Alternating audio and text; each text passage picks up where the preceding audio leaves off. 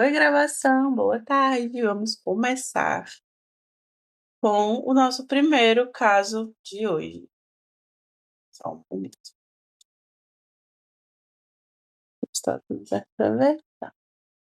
E eu não sei se vocês perceberam, mas tá meio desritimado do jet do Vitor, porque por causa desse método, eu achei que colocar muito conteúdo de uma vez só poderia acabar atrapalhando assim a organização e a absorção mesmo do conteúdo. Por isso que a gente ainda está em conflito positivo e negativo de competência. Então, subir aqui para vocês verem. A gente vai tratar também da diferença dos dois, da prorrogação de competência e da competência internacional, exclusiva e concorrente, certo? É, e eu não coloquei ação nesse nosso dia de agora, porque não vai cair na prova. Então, assim, o Natan deu o que ele quis dar, mas ele nos disse que não iria cair na prova, né? Eu não vou afirmar nada, mas ele nos disse que não cairia na prova, então por isso que a gente está aqui em conflito de competência ainda, certinho? E também o GE de revisão vai acompanhar essa nossa até de jurisdição até competência. Mas vamos lá. O nosso primeiro caso, a gente vai ver um conflito positivo de competência ou a tentativa dele. Isso que eu gosto de colocar, porque essas. Calma. Então, essa jurisdição e competência. Gente, atualizou o Meet e eu tô meio burra, porque eu não tô conseguindo acessar o chat. Socorro. Achei, pronto. Pois é, Jade. Então, ele tinha informado pra gente, a gente não viu a prova ainda, tá? Então, ele tinha informado pra gente que seria só jurisdição e competência, até o final de competência. Se vai cair a ação, nós não sabemos, né? Mas se vocês quiserem estudar a ação, tá no GES do Vitor. Eu não quis colocar no meu por motivos de ele disse que não ia cair. Não sei se vai cair, mas ele disse que não iria cair. E porque, como eu disse, ficaria desorganizada a questão dos casos, e por isso que eu decidi colocar só até competência. Mas se vocês quiserem estudar só por desencargo de consciência, pode dar pelo GED do Vitor. Até porque, pelo que eu vi no GED do Vitor, ele só começou assim a ação, ele nem deu muita coisa relevante ainda. E sobre poder levar o VAD, eu perguntei, inclusive, hoje ao professor Nartan se vai poder levar o VAD. Ele não respondeu ainda, mas assim, ele respondeu, mano, no grupo, certo? Eu só sei que não vai poder. A gente não vai poder levar a pesca legal, tá? Que teve na AV1. Ele disse que não vai acontecer novamente. Mas o VAD eu imagino que sim, porque as provas antigas sempre tiveram uso do VAD, sempre foi tranquilo. Tá bom? Mas ok, vamos voltando aqui para o conflito positivo de competência, certo? Como eu disse, é um caso sobre o conflito positivo de competência ou a tentativa dele, porque na prática o conflito positivo de competência ele funciona bem menos do que na teoria. E vocês vão ver o porquê exatamente nesse caso. Então, eu vou deixar para falar mais no final. Vamos ler juntos.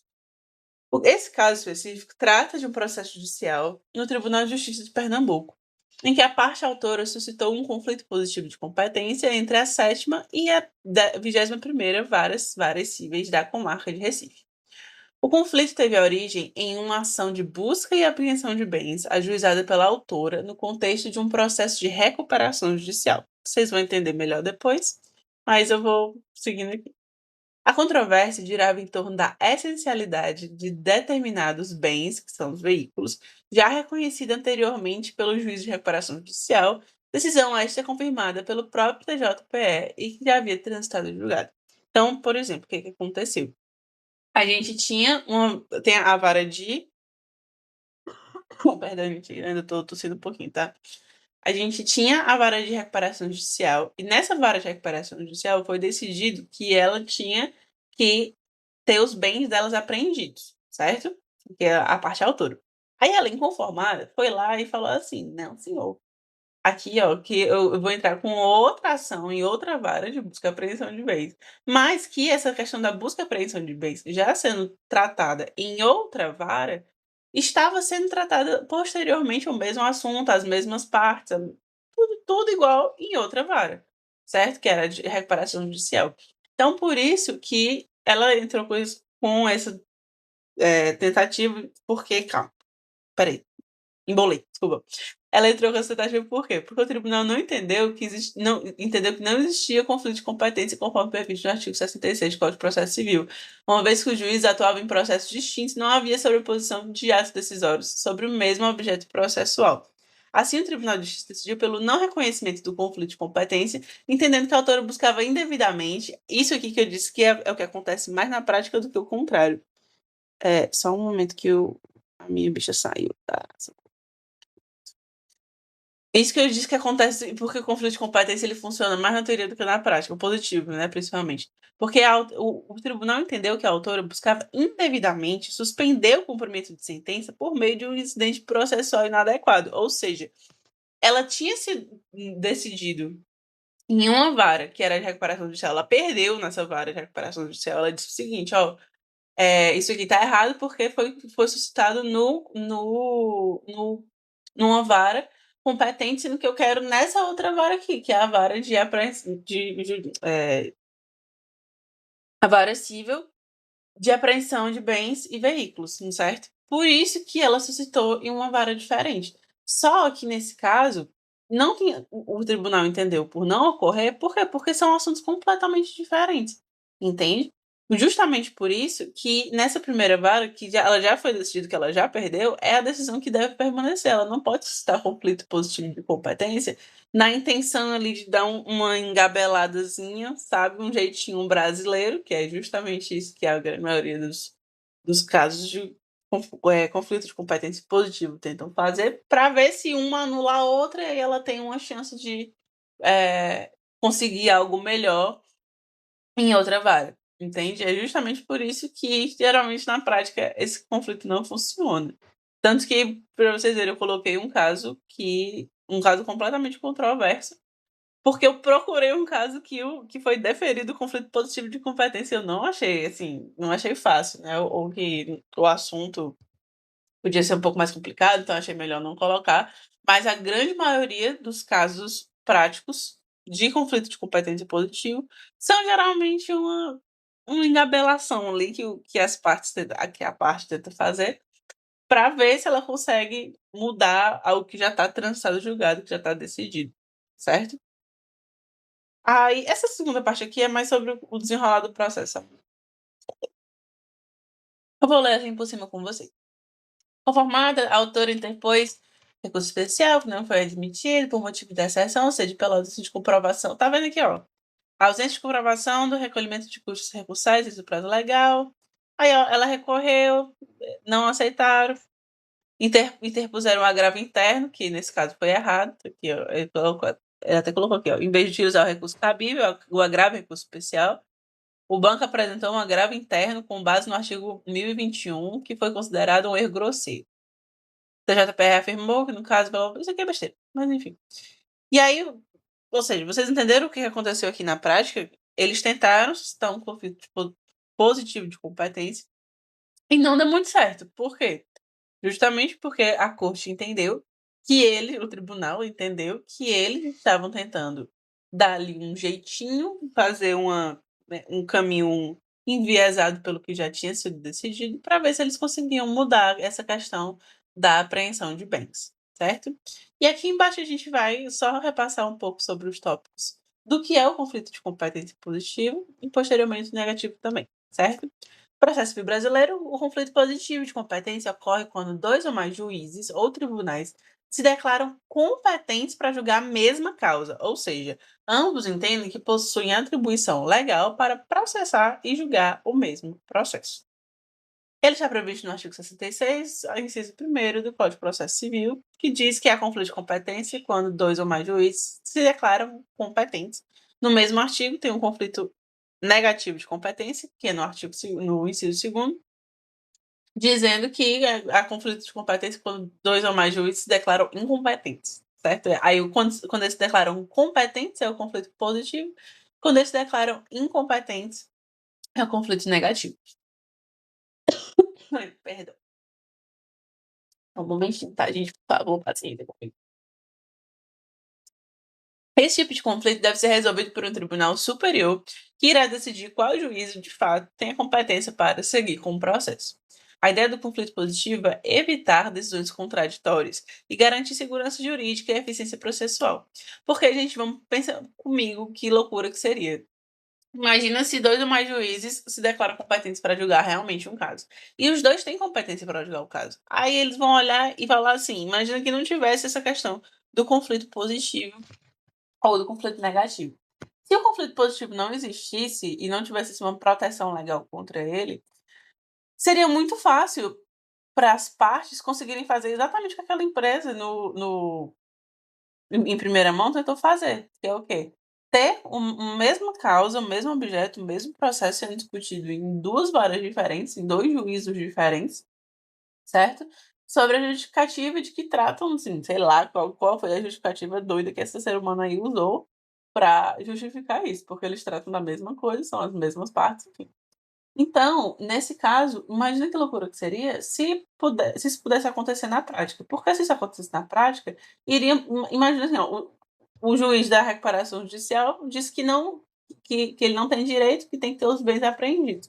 Aí o juiz da vara civil vai olhar e falar assim: "Não, tem direito sim, pode ir lá, vai lá, restitui". Então iria virar o judiciário iria virar um caos, iria virar uma eterna briga de quem tem a última palavra, né, nesse caso. E é justamente por isso que não pode haver um processo tramitando em 2 varas diferentes ou em 2 juízos diferentes, certo? Para que o conflito de competência positivo seja reconhecido, é necessário que haja identidade de causa, mesmas partes, mesmo pedido e mesma causa de pedido, e haja manifestação de competência por parte de mais de um juiz, mesmo que de forma e aí, relacionando rapidamente com o caso, sei que eu já fiz bastante isso, mas eu sempre gosto de deixar assim bem explícito, para que não hajam dúvidas. No caso julgado pelo Tribunal de Justiça de Pernambuco, a autora suscitou um conflito positivo de competência entre a sétima e a 21ª Vara Civil da Comarca de Recife. O motivo foi a existência de decisões distintas nos processos em que o banco estava envolvido. Um deles relacionado à ação de busca e apreensão e o outro a um processo de recuperação judicial. Entretanto, o TJPE não reconheceu a existência de um verdadeiro conflito de competência positivo, porque os juízes envolvidos atuavam em processos distintos e não sobre a mesma causa. Além disso, a questão sobre a essencialidade do bem já havia sido decidida pelo juízo da reparação judicial e confirmado pelo TJCE. Ou seja, a questão dos bens, se ele tem ou não direito de ser apreendido, já tinha sido decidida. Então já tinha sido confirmado e já tinha transitado e julgado. O que é que vocês queriam discutir ainda em cima desse negócio? Ou seja, não havia dúvida objetiva ou simultânea, manifestação de competência sobre o mesmo processo ou objeto, o que descaracteriza o conflito positivo nos termos do artigo 66, inciso 1º do Código de Processo Civil. Portanto, o banco tentou usar o incidente de conflito de competência como substituto para um recurso, o que foi indevidamente feito. O tribunal entendeu que essa estratégia processual foi inadequada, o que, somado ao uso de recurso impróprio posteriormente, que, como eu mostrei para vocês, ele entrou com uma grave interna em vez de um agravo recurso especial, vocês vão entender melhor a diferença depois, se não me engano, em processo civil 3, resultou no não conhecimento do pedido de aplicação de multa. Certo? Alguma dúvida nesse caso, gente? Me diga se precisarem de alguma coisa, tudo tranquilo. Show. Beleza. Então vamos lá. E aqui eu não coloquei um caso de conflito negativo, porque como eles são muito parecidos, não senti a necessidade de colocar um caso de conflito de negativo de competência também, certo? Mas coloquei aqui uma breve explicaçãozinha pra gente poder olhar também. Só um momento. Show. O que que é a gente já explicou aqui o que que é o conflito positivo, mas agora vamos tratar do conflito negativo de competência. Ele acontece quando 2 ou mais juízes se recusam a julgar determinada causa, declarando-se todos incompetentes para processar e decidir sobre aquele processo. Em português agora, nenhum deles assume a responsabilidade de julgar o caso, o que paralisa o andamento da ação até que essa questão seja resolvida. Esse tipo de conflito compromete a efetividade da prestação jurisdicional, já que o processo fica sem andamento por falta de definição do juiz competente. Ou seja, se o conflito positivo ele tem as suas consequências práticas, o conflito negativo, na minha concepção, é mais preocupante ainda. Porque nenhum juiz se declara competente, todo mundo diz que não é responsabilidade dele, imagina, o processo virou uma batata quente no judiciário, cada um jogando para si, pra cada um jogando para os outros, e ninguém decide sobre o processo, ou seja, o que que acontece? Ele fica parado até que vem um cristão e fale assim: "Não, vamos aqui", pega na mão do processo e vai julgar no processo. Porque, putz, loucura, né, imagina ficar anos no judiciário transitando, não é nem tramitando, é transitando ali na mão do juiz para ver algum que ele se declara competente, certo? Coloquei aqui um exemplo, já que não coloquei o caso, vamos imaginar que um processo de cobrança ajuizado por um consumidor contra uma empresa de transporte interestadual, que é o juízo A e o juízo B. O juízo A, que é de São Paulo, afirma que o contrato foi executado em outra cidade e por isso o competente seria o juízo B, de Belo Horizonte. Ou seja, jogou a batata quente lá pro coitado do B. E o B, por sua vez, entende que como o consumidor reside em São Paulo, como o consumidor reside em São Paulo, o juízo A é o competente. Ambos recusam a competência, ou seja, surge um conflito negativo, certo? Deus. E qual que é a finalidade? O conflito precisa ser resolvido por um tribunal competente, assim como o conflito positivo, como o Tribunal de Justiça ou o STJ, para garantir que o processo continue e o jurisdicionado não fique sem resposta do judiciário. A resolução também evita decisões contraditórias e garante a segurança jurídica, assim como o conflito positivo. Aqui eu coloquei uma breve tabelinha, como vocês sabem também que eu gosto de colocar, que exemplificam bem a diferença dos 2 para deixar bem claro. Apesar de que eu na minha concepção aqui não tem muito segredo, né, o conflito positivo e o negativo, mas eu coloquei aqui também para a gente dar só uma olhadinha. O conflito positivo ocorre quando 2 ou mais juízes declaram competentes para julgar, e o conflito negativo quando 2 ou mais juízes se declaram incompetentes para julgar. O conflito positivo é efeito prático, todos querem julgar a mesma causa, e no conflito negativo, nenhum quer julgar a causa. Coitado. Quais são os riscos práticos para isso? No conflito positivo são decisões contraditórias sobre o mesmo caso, e no conflito negativo, a paralisação do processo por falta de definição do juiz competente. O objetivo da solução é determinar qual juízo deve prosseguir com o processo no conflito positivo e no negativo, qual juízo deve assumir a causa. Os dois, basicamente, a mesma coisa. Coloquei aqui 2 exemplos, 2 juízes declaram isso aqui é loucura, viu, gente. No conflito positivo, 2 juízes decretam a prisão do mesmo réu em processos relacionados, porque sim, isso acontece inclusive no processo penal. E falando nisso, quando eu estava pesquisando no Juiz Brasil, isso foi uma coisa curiosa que eu vi. Eu vi muito mais conflito positivo de competência no processo penal do que no processo civil. Obviamente eu não peguei um caso de processo penal para colocar aqui, porque não nos diz respeito, mas eu fiquei: "Caraca, loucura mesmo", porque, assim, o tanto de conflito positivo que tem é maluquice. Esse aí eu vi, mas no processo civil eu achei muito mais difícil ser aplicado na prática, né. Mas gente, imagina que loucura que seria isso. Esse exemplo aqui me deixou assim: "Caraca, loucura". Porque se tem um conflito positivo de competência no processo penal, imagina a maluquice. Se um juiz decreta a prisão do réu e o outro absolve, imagina aí a loucura. Entende? Por isso que também é assim, tem todo o risco da decisão contraditória sobre o mesmo caso, que pode vir a lesar não só o ordenamento jurídico, como também as partes envolvidas naquele processo. E aqui no um exemplo que eu coloquei no conflito negativo, 2 juízes se recusam a julgar uma ação de família alegando incompetência territorial. Ambos estão previstos no artigo 66, o conflito positivo no inciso primeiro e o conflito negativo no inciso segundo, certinho? E quem decide, mesma coisa para os 2, algum tribunal competente, TJ, TRF ou STJ, conforme o caso. Ambos estão no mesmo patamar. Certinho, pessoal. Alguém tem alguma dúvida em relação ao conflito positivo ou ao conflito negativo? Tudo certo? Tá ok? Show, maravilha. Vamos passando então.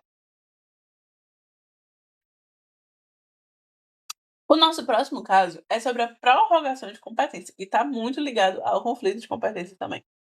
Vamos lá, antes de explicar daquele nosso jeitinho, vou ler o caso e depois a gente explica um pouco melhor sobre os conceitos, certo?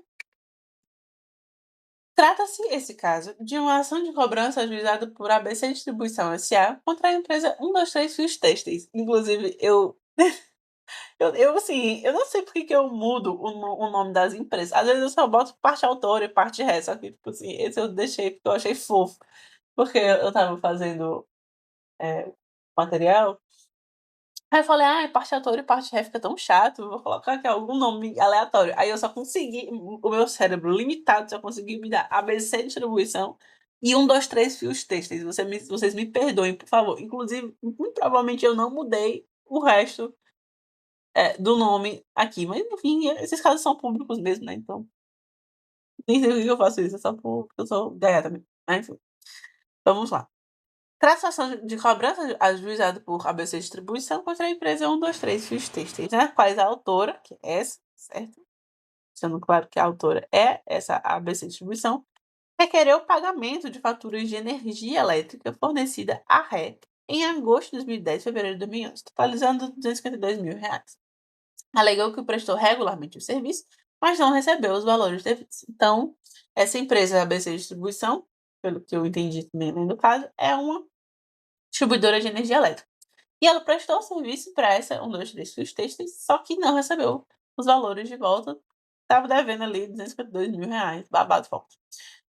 O juiz de primeiro grau julgou procedente o pedido da inicial, condenando a ré ao pagamento do valor cobrado, com correção monetária, juros de mora e custos processuais. Inconformada, a empresa ré interpôs recurso de apelação, alegando inicialmente incompetência territorial do juízo de Blumenau, pois sua sede está localizada em Brusque, onde, inclusive, tramita outra ação envolvendo as mesmas partes e a mesma relação jurídica. No mérito, alegou que não pagou as faturas por causa de dificuldades financeiras recorrentes a um aumento de custos e perda de mercado, e que tentou negociar o pagamento da dívida, mas sem sucesso por conta da recusa da credora.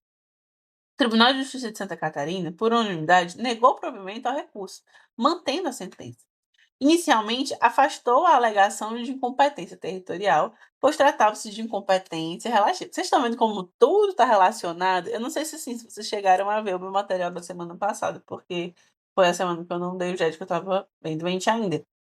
Mas no meu material da semana passada, eu deixei bem explicadinho a diferença entre competência relativa e competência absoluta, certo? Também vale a pena vocês darem uma olhada, uma revisada para a prova, porque eu coloquei aqueles esqueminhas que são, na minha concepção, bem explicativos. Pois tratava-se de incompetência relativa e que deveria ter sido arguída por exceção no prazo da resposta, nos termos do artigo 112 do CPC, vigente à época. Como o RE não fez, operou a eita minha dicção, preclusão e, consequentemente, a prorrogação de competência. Calma que a gente vai chegar lá. Também afastou a alegação de litispendência, alteração, uma vez que esse processo já havia sido julgado, transjugado, blá blá blá, isso pouco importa. Quanto ao mérito, o tribunal entendeu que a autora provou adequadamente a existência de dívida, inadimplementa, a empresa, enfim, estava devendo e precisava pagar. Basicamente foi isso que foi decidido no processo. Alegação de crise financeira, ainda quanto ao pedido de parcelamento, enfim. Ok. Então aí, o que aconteceu nesse caso? Vocês prestaram atenção? Tinha uma empresa que prestou serviço a outro e essa outra empresa não pagou. Então ela entrou com essa ação para receber os valores de volta. Não teve nenhuma dúvida quanto ao fato de que ela precisava pagar mesmo. Inclusive, ela falou, não, devo, não nego, pago quando puder. Ela falou, tipo isso, não, porque eu tô com dificuldade financeira, não paguei na época por causa disso. Esse povo é engraçado. Mas enfim. E aí, ou seja, o que aconteceu? Eles viram que estavam devendo, mas eles falaram assim, vamos dar uma barrigada aqui nesse processo, né, porque a gente tá fazendo nada mesmo, judiciário tem pouco processo, vamos dar uma barrigadinha, né, não.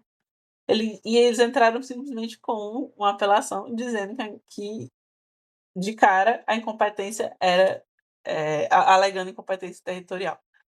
E isso é muito engraçado, porque justamente às vezes nem é, entendeu? Eu tenho certeza que o advogado que fez esse negócio, ele sabia que não era não, só que aí ele fala: "Não, dá uma barrigadinha aqui". O advogado é um bicho engraçado, né, a gente gosta, mas que é um bicho engraçado ele é.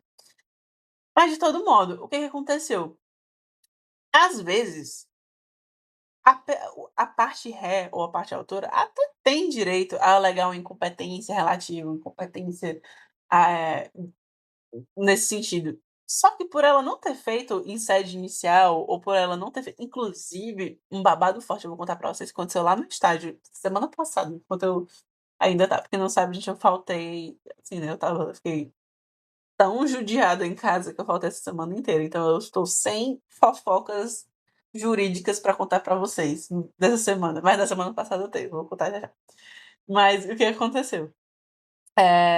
Às vezes a pessoa as partes até têm esse direito, só que como a ré não arguiu, não alegou, não falou que tinha antes, entendeu, foi falar só depois, foi deixar, assim, a dor dará, deu, entende? O que que acontece? Acontece a preclusão, você perde o direito de questionar, você perde o direito de ir lá e botar o dedo na ferida, entende? E isso acontece por quê? Porque imagina a loucura, né, que seria o judiciário se não tivesse a matéria de preclusão. Porque se não tivesse, seria muita loucura. Tudo que você quisesse alegar em qualquer hora do processo, você poderia alegar e muda completamente o curso processual? Claro que não, né. Então por isso que existe. Só que como não aconteceu, como eles não arguíram isso, como eles não alegaram no momento correto, ocorreu a preclusão e, consequentemente, a prorrogação de competência, que é o quê? Foi não requereu o seu direito quando era para requerer, show, vai ficar do jeito que tá. Você podia até ter direito, mas vai ficar do jeito que tá. Essa é a prorrogação de competência. É basicamente isso. Por mais que esse nome pareça meio, de sete, que assim, um bicho de 7 cabeças quando você olha de cara, ele não é, ele é só a certeza, é um carimbo. Quando passa do tempo, não tem o que fazer, tá carimbado aqui meu amigo, agora você vai ficar onde você tá mesmo, porque você não alegou nada no tempo certo, certo? Basicamente essa é a prorrogação de competência em termos muito claros, mas eu vou explicar agora melhor em termos menos claros para vocês usarem na prova e ficar bonitinho. O que que é afinal prorrogação de competência? No processo civil, a competência relativa, e primeiro a gente explica a competência relativa para explicar a prorrogação de competência, é aquela que pode ser alterada pelas partes, como, por exemplo, o foro de domicílio do réu. Quando a parte que deveria questionar essa competência não o faz no momento oportuno, que é na primeira oportunidade de se manifestar nos autos, ocorre o que chamamos de prorrogação de competência. Essa prorrogação está prevista no artigo 65 do CPC, que diz que, se a parte não alegar a incompetência relativa no tempo certo, por meio de exceção de incompetência, ela perde o direito de discutir isso mais adiante, ocorre a preclusão. Com isso, o juiz originalmente incompetente torna-se competente por prorrogação. É aquele negócio, podia até estar errado, beleza, podia até estar errado, mas você não falou nada também, perdeu seu direito, meu amigo, tchau e benção, agora eu sou competente e você que você que deu um jeito aí, lide com isso, entende, aceita que dói menos. É justamente isso que a prorrogação de competência faz. E também trazendo aqui um pouco da aplicação do caso concreto, a empresa realegou em seu recurso de apelação que o juiz de Blumenau era territorialmente competente porque sua sede, portanto, o foro competente, era o de Brusque, onde existia até outro processo entre as mesmas partes. No entanto, o tribunal rejeitou essa alegação com base no seguinte raciocínio. Fiquem comigo. A incompetência territorial é relativa, ou seja, só pode ser questionada por meio de exceção e dentro do prazo de defesa. Como a empresa não apresentou essa exceção de incompetência na contestação, perdeu o direito de alegá-la depois. Assim, mesmo que o foro de Blumenau não fosse inicialmente mais adequado, como a rede deixou de impugnar isso no momento certo, a competência do juiz de Blumenau foi prorrogada automaticamente.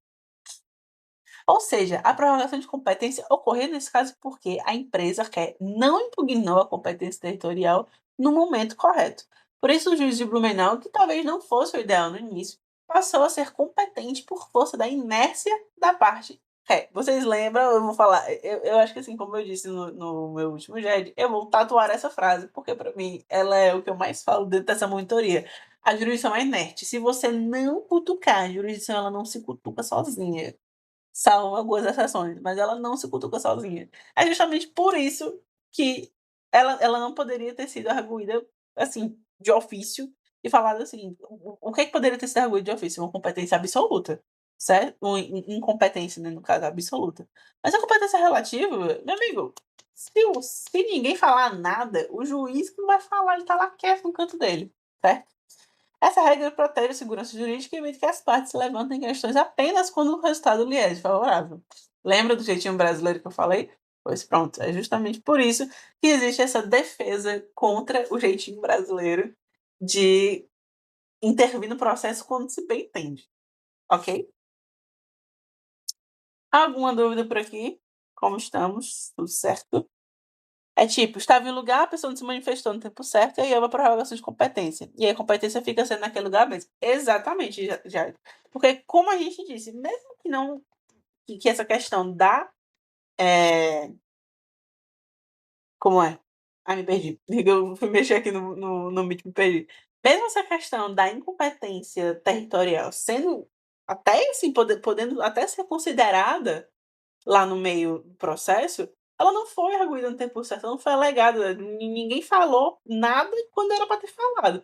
Aí, porque foi desfavorável para a parte réu, ela vai falar: "Não, ó, esse processo aqui, ó, tá, não pode continuar aqui nessa vara, porque tá esse juiz aqui é incompetente". Aí seria muito bom, né, até como eu coloquei aqui, seria bom demais, porque aí deu uma decisão desfavorável, aí não, agora eu vou alegar aqui a minha incompetência territorial para ver se anula o processo e eu vou para essa vara aí de Brusque, sei lá como é que é o nome do cara, entendeu? Justamente por isso, é loucura, né, mas enfim, o jeitinho brasileiro que, novamente, o processo civil se blinda perfeitamente. Mas enfim, alguma dúvida em relação a esse caso, pessoal, tudo certo? Gente, o Meet atualizou, tá aparecendo um monte de negócio, eu não tô entendendo mais nada, mas tudo bem. Show, maravilha. Show. E agora, galera, vamos para o nosso último caso de hoje, finalizando. Esse caso que, juro, na hora que eu bati o olho, eu fiquei tão feliz. Eu nem tirei o nome da empresa, porque, como eu disse, né, eu já estava cansada, eu estava tarde que só. Eu tenho um defeito, que eu só termino minhas aulas de madrugada. Eu não sei o que acontece na minha cabeça, que eu adoro trabalhar de madrugada. Assim, né? Eu doente, eu podre, mas eu trabalho de madrugada, porque, não sei, minha cabeça funciona melhor. E aí, na hora, eu já estava sem esperança, porque eu procurando no Juiz Brasil um caso, né? Eu falo, caraca, eu não vou achar caso de competência internacional assim. Bom, aí eu achei esse que trata das três coisas de uma vez. Olha que maravilha, gente, assim, Deus está em todas as coisas. Pois é, tá vendo, bicho? Eu entendo completamente. E fazer já de madrugada é a coisa mais gostosa que tem. Mas vamos lá então para o nosso último caso, que graças ao bom Deus, trata de competência internacional exclusiva e de competência internacional concorrente, os dois juntos e misturados lindamente. Vamos lá. Ai. O caso a seguir trata de uma ação cautelar inominada com pedido de liminar, proposta pela empresa brasileira MTD Engenharia LTDA contra a República da Argentina, babado fortíssimo, especificamente contra seu Ministério de Relações Exteriores e Comércio Internacional. A ação foi ajuizada como preparatória de uma futura demanda principal, ou seja, nem era o ponto principal, era só uma preparação para uma demanda futura, voltada à resolução de contrato e ressarcimento por perdas e danos. O contrato em questão decorreu de licitação internacional vencida pela empresa brasileira, que licitação vocês vão aprender daqui a 2 semestres, vocês estão no terceiro, né? Então, 2 semestres administrativo 2, boa sorte. Mas não vou explicar, assim, por cima, não vou explicar aprofundado, só por cima. Basicamente, um processo de licitação é aquele que várias empresas concorrem com como se fosse um concurso do governo, que eles falam assim: "Ó, galera, eu quero alguma empresa aqui para me prestar serviço", e aí várias empresas aplicam, é como se fosse um concurso público de empresas para prestarem serviço, serem contratadas por algum governo, alguma república, certo? Eu não sei como é que funciona a licitação internacional, eu não faço a menor ideia, mas a licitação no Brasil, pelo menos, é assim. Então, ela foi participar de uma licitação internacional vencida por essa empresa de engenharia brasileira, certo? O governo da Argentina propôs essa licitação internacional, vencida pela empresa brasileira, que resultou na celebração de um acordo com o Estado estrangeiro para a construção de uma nova sede da embaixada argentina em Brasília. Vocês estão entendendo aí, né?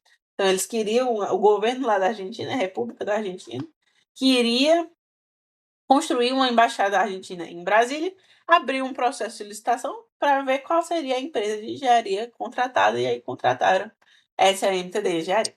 A obra estava 95% concluída quando foi proposta uma ação, tendo os 5% restantes deixado de ser executados por supostas modificações contratuais abusivas promovidas pelo Ministério argentino e pela direção de obra. Desde agosto de 2009, não haviam sido feitos nenhum pagamento à empresa brasileira e havia possibilidade de rescisão unilateral do contrato por parte da República da Argentina, o que motivou a propositura da ação cautelar a fim de evitar uma eventual imputação de mora-autora, ou seja, tinha risco da obra quase toda pronta, da República da Argentina fazer o quê? Rescindir o contrato, que é o quê? Anular esse contrato unilateralmente. Argentino, né, gente? Sempre fazendo essas coisas, sempre odiando o brasileiro. É complicado. E aí, o que aconteceu? Para a empresa se proteger a uma possível rescisão unilateral do contrato por parte da Argentina, propôs uma ação cautelar, ou seja, aquela ação feita justamente para proteger um direito que tem iminência de ser lesado, a fim de evitar uma eventual imputação de mora à autora.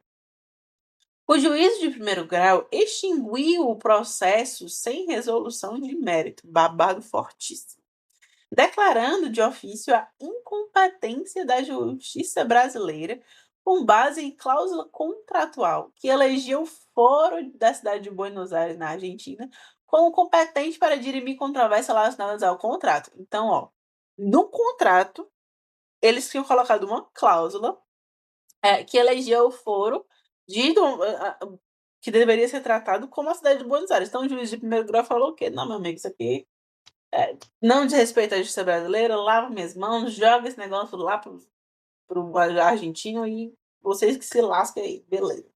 E aí ele mandou e fez justamente isso. Para o magistrado, por se tratar de relação obrigacional regida por legislação estrangeira e diante da eleição expressa de foro, a justiça brasileira estaria afastada. De primeira mão, eu também pensei isso. Eu falei, caraca, loucura, né? Porque, tipo, se tá no contrato que processo deve ser tratado na cidade de Buenos Aires, na Argentina, está no contrato, foi assinado pelas partes, deve ser tratado em Buenos Aires, na Argentina, realmente talvez faça sentido essa decisão do juiz de primeiro grau que extinguiu o processo. Calma lá. A relação internacional, a justiça brasileira seria afastada. Inconformada, a MTD Engenharia recorreu ao Superior Tribunal de Justiça, o STJ, sustentando que a competência da justiça brasileira seria concorrente, babado forte, conforme previsto no artigo 88 do Código de Processo Civil, já que a obrigação seria cumprida no Brasil e o fato gerador da controvérsia teria ocorrido em território nacional. Ou seja, gente, olha que loucura. Por mais que esteja dentro do contrato uma cláusula dizendo muito claro que o contrato é para ser tratado, ou que tudo relacionado a esse caso é para ser tratado pela justiça da Argentina, na cidade de Buenos Aires, especificamente ainda, depois que a empresa entrou com esse recurso ao STJ, ela alegou o quê? Meu amigo, por mais que esteja no contrato, a justiça, nesse caso, a competência, é concorrente, é internacional concorrente. Por quê? Porque ela pode, por mais que esteja no contrato e ela é da Argentina, ou seja, por mais que esteja no contrato que ela é internacional, dado aos fatos do caso concreto e da prática, ela também pode ser tratada no Brasil. Por quê? Porque a obrigação seria cumprida no Brasil. O que é que isso significa? Significa que o objeto do contrato, a obrigação resultante daquele contrato vai ser cumprido no Brasil, E mais, o fato gerador da controvérsia teria ocorrido no Brasil. Qual é o fato gerador da controvérsia? Que é essa questão de que os 5 restantes deixaram de ser executados por supostas modificações contratuais abusivas. Isso aconteceu quando a empresa já tinha 95% da obra concluída no Brasil, entende? Então aí ela apresentou um recurso ao STJ falando isso e argumentou ainda que a cláusula de eleição de foro estrangeiro não poderia afastar a jurisdição brasileira e que a incompetência relativa não pode ser declarada de ofício, conforme estabelece a súmula 33 do STJ. Olha o babado forte, né? Gente, ai, eu fiquei tão feliz quando eu vi esse cara. O STJ deu provimento ao recurso e o STJ ainda deu provimento ao recurso, reconhecendo que a competência internacional brasileira, nos termos do artigo 88, é concorrente quando a obrigação deva ser cumprida no Brasil ou quando a causa se originar de fato ocorrido no território nacional, como é o caso. Ressaltou-se que, em hipótese de competência concorrente, a cláusula de eleição do foro estrangeiro é válida, mas não tem o condão de excluir a justiça brasileira. Justamente o que a competência internacional concorrente quer dizer. O que ela quer dizer? Que você pode ter tanto aqui quanto lá. Tá show, todo mundo coexistindo maravilhosamente bem. Assim, sendo a competência relativa, não pode o juiz declará-la de ofício, devendo, portanto, ser anulada a sentença que extingue o feito, antes mesmo da citação do réu. Ainda tem isso, porque lembra que o juiz de primeiro grau extinguiu o processo sem resolução de mérito? E, lendo, né, um pouco sobre o caso, a gente viu que ele não foi nem citado. Ele não chegou nem a ser citado. O pobre já teve o processo excluído da jurisdição brasileira pelo juiz de primeiro grau, reafirmando a possibilidade de que o Judiciário Nacional processar e julgar causa, ainda que exista a cláusula contratual elegendo foro estrangeiro. Gente, isso aqui eu achei um absurdo, um babado forte. Eu não sei se eu gosto muito de processo civil, mas eu achei isso aqui, ó, uma delícia. Antes da gente passar aqui, deixa eu ver se tem alguma coisa. Vou explicar já, de só um momentinho. E primeiro estava introduzindo a vocês o caso, e vocês entenderam o caso certinho? Imagino que tenha dado para entender as controvérsias aqui desse caso. E agora a gente vai aprofundar um pouco mais nos conceitos como de praxe, certo? Primeiramente, o que é a competência internacional? Refere-se à autoridade que o poder judiciário de um país tem, para processar e julgar causas que envolvem elementos estrangeiros. Por exemplo, quando uma das partes é domiciliada no exterior, o contrato foi celebrado em outro país ou os efeitos do ato ocorrem fora do território nacional, certo? Então a gente tem algumas hipóteses no que a competência pode ser internacional. Geralmente tudo que diz respeito ao exterior, como a gente colocou aqui, uma das partes. Imagina que não fosse uma empresa, que não fosse, né, fosse uma ação promovida entre particulares, por exemplo. E um dos particulares mora no exterior. Aí a competência pode vir a ser internacional, a depender do caso.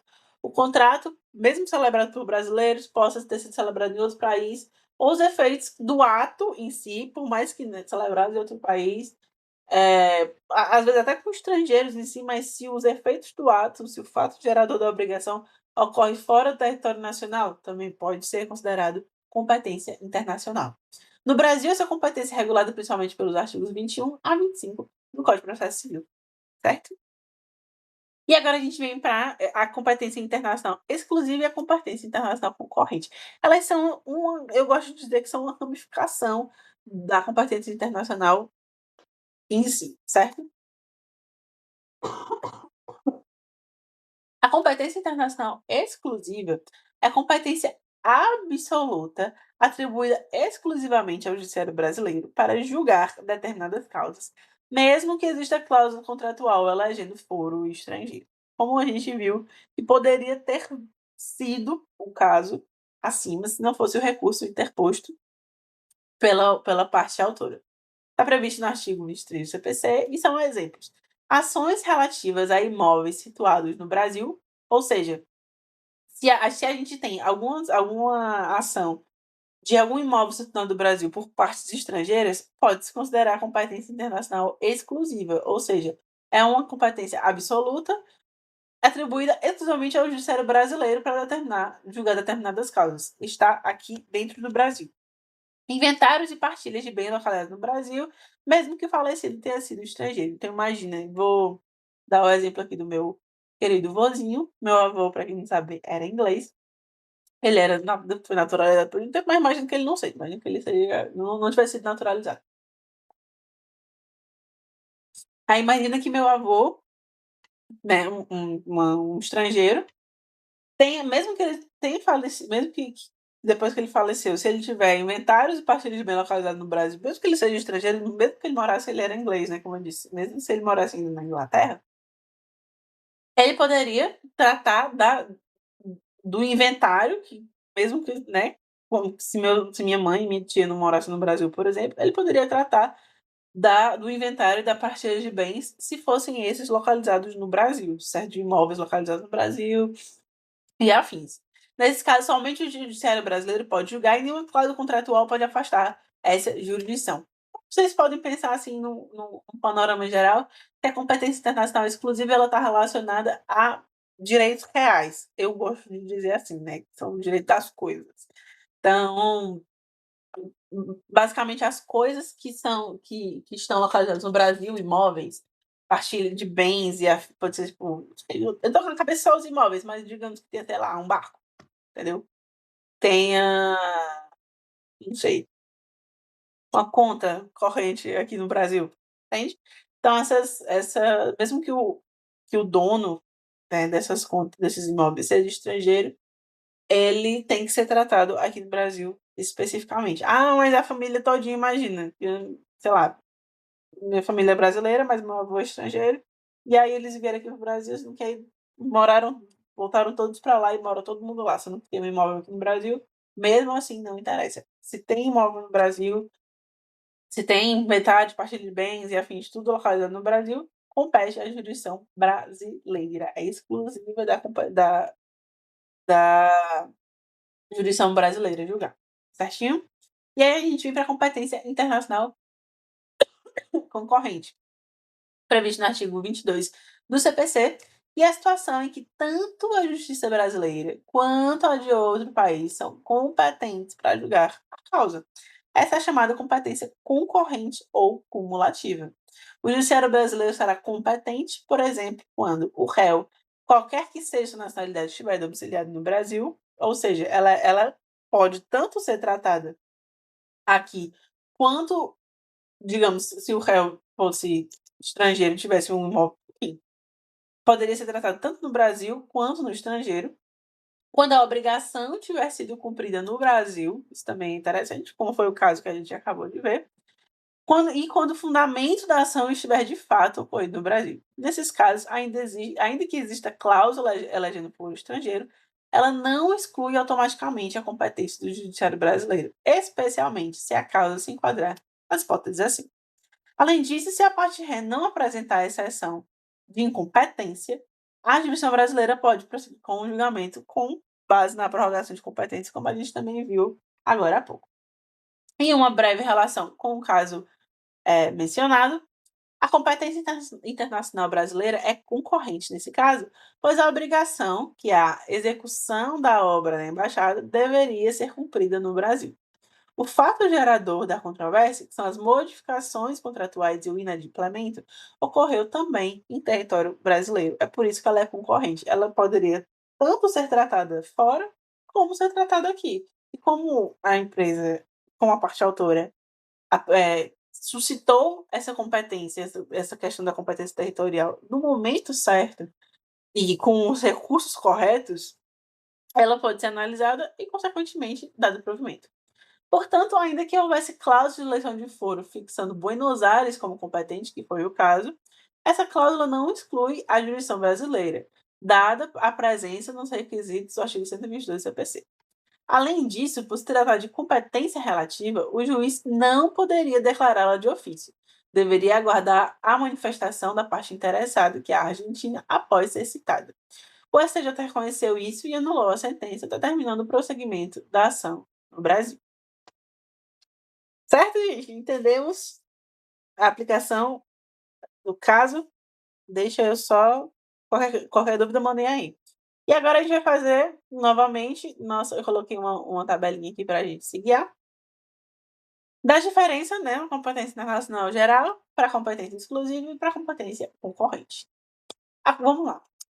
A competência internacional, no geral, é a capacidade do poder judiciário, brasileiro de julgar causas com elementos de conexão com o exterior. O fundamento legal no CPC está lá no 21 ao 25. Exemplos, como a gente colocou: processos envolvendo partes estrangeiras, obrigações a serem cumpridas no Brasil, contratos internacionais, etc. E a cláusula de foro estrangeiro é válida? Dependendo do caso, pode ser exclusiva ou concorrente. Esse, como eu disse, é o panorama geral da competência internacional. E agora a gente vem para a competência internacional exclusiva. A justiça brasileira é a única competente para julgar determinadas causas, independentemente de convenção entre as partes. Está prevista lá no artigo 23, e alguns exemplos são ações sobre imóveis no Brasil, inventários de bens no Brasil, separação de brasileiros residentes no Brasil também. Eu disse que era majoritariamente de direitos reais, mas a gente também tem essa questão da separação de brasileiro, de divórcio, né, e de residência no Brasil. Não faz sentido dois residentes no Brasil serem, né, julgados por uma competência que não seja brasileira. E a cláusula de foro estrangeiro é válida? Nesse caso, não, a cláusula de foro estrangeiro não tem validade, justamente porque ela é exclusivamente competente dentro da jurisdição brasileira, certinho? Nesses casos que a gente trouxe aqui. E a competência internacional concorrente é quando a justiça brasileira pode julgar, mas não é a única competente. A jurisdição estrangeira também pode ter essa competência e ser suscitada no momento certo, como foi o caso que a gente viu. Está previsto no artigo 22 do CPC.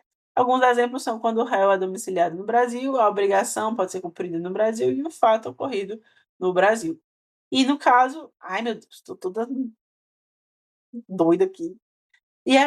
Nesse caso, a cláusula de foro estrangeiro é válida, sim, mas não impede a jurisdição brasileira de se presentes os critérios no artigo 22. Certinho, gente? E é com isso que a gente termina o nosso querido GED de hoje. Espero que vocês tenham gostado. Vou pegar aqui nossa presença. Alguma dúvida, por favor, se sim, mandem aqui, por gentileza. E para os nossos aluninhos, está aqui a presença. Muito obrigada, gente, por terem comparecido. Mais um jedinho dado com sucesso. Estou muito feliz de estar de volta. Vou dar até tchau aqui para a gravação. Tchau, gravação!